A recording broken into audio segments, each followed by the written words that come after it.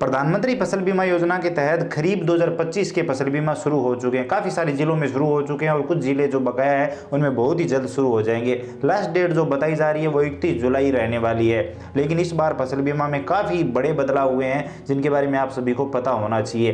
पहला बदलाव तो ये कि अगर आप किसी ऋणी किसान का फसल बीमा करते हैं और अगर पॉलिसी रिजेक्ट हो जाती है या फिर कुछ भी होता है, वो पूर्णतः जिम्मेवारी CSC सेंटर वाले की होगी, CSC VLE की होगी। तो CSC VLE बिना किसी प्रूफ के ऋणी किसान का फसल बीमा न करे। अब कैसे, चलिए मैं आपको समझाता हूं। अब होता क्या है, जिन किसानों ने KCC उठा रखी है वो CSC सेंटर पर आते हैं और फसल बीमा करवा देते हैं। तो उन्हीं किसानों के लिए दिक्कत है, उन्हीं किसानों के लिए CSC VLE को दिक्कत है।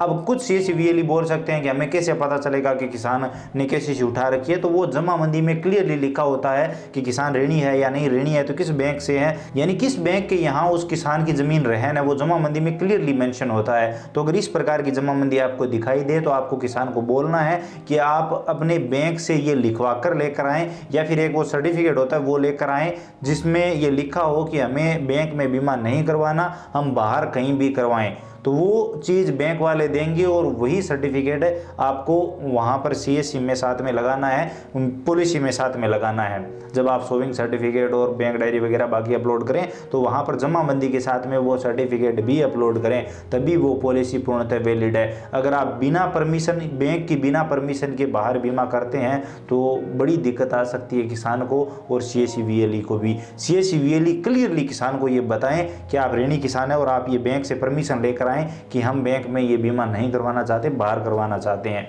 क्योंकि होता क्या है कि कुछ किसान डिफॉल्टर होते हैं, यानी जो KCC का पैसा है वो भरते नहीं है और बैंक वो बीमा करना चाहता है तो वो बीमा भी बाहर करवा लेते हैं। तो अब ये नहीं चलेगा। दूसरी बड़ी अपडेट, जैसा कि आपको पता है हम फसल बीमा करते हैं तो हमसे कुछ डॉक्यूमेंट मांगे जाते हैं जिसमें बैंक डायरी हमें अपलोड करनी होती है, जमाबंदी अपलोड करनी होती है, सोविंग सर्टिफिकेट अपलोड करना होता है, किसी ने जमीन लीज पे ले रखी है या फिर कोई बटाईदार है तो टेनेंट सर्टिफिकेट यहाँ पर अपलोड करना होता है। और इसी के साथ एक और चीज़ यहाँ पर ऐड कर दी गई है, जियो टैग फोटो।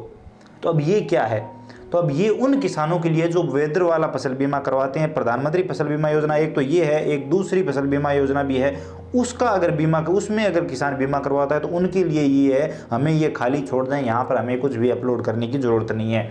तो ये दो बड़े बदलाव हुए हैं फसल बीमा में, तो आप ध्यान रखिए। और जैसे ही फसल बीमा का प्रोसेस सही से शुरू होता है तो आपको कंप्लीट डिटेल में वीडियो बनाकर बता दिया जाएगा कि कैसे फसल बीमा करना है। अगर आप मेरी माने तो आप कम से कम 15 तारीख तक रुक जाइए और उसके बाद आप फसल बीमा शुरू करें, ताकि पोर्टल सही तरीके से अपडेट हो पाए और सही तरीके से आप फसल बीमा कर पाए। आप जल्दबाजी ना करें ताकि कोई किसान को नुकसान ना हो, आपको नुकसान ना हो। अगर आपको ये वीडियो इन्फॉर्मेटिव लगा है तो लाइक करिए, अपने दोस्तों के साथ शेयर करिए, चैनल पर नए हो तो सब्सक्राइब करके बेल आइकन प्रेस कर लीजिए ताकि आने वाले सभी वीडियो और नई नई अपडेट आप सबसे पहले देख पाएं। इसके अलावा अगर आपके मन में कोई भी सवाल सुझाव है, आप और कुछ भी जानना चाहते हैं, फसल बीमा के बारे में कुछ भी बताना चाहते हैं, अगर आपको सोविंग सर्टिफिकेट चाहिए तो आप बेझिझक कमेंट सेक्शन में लिखिए, हम जरूर बात करेंगे। चलिए मिलते हैं अगली वीडियो में नई अपडेट के साथ।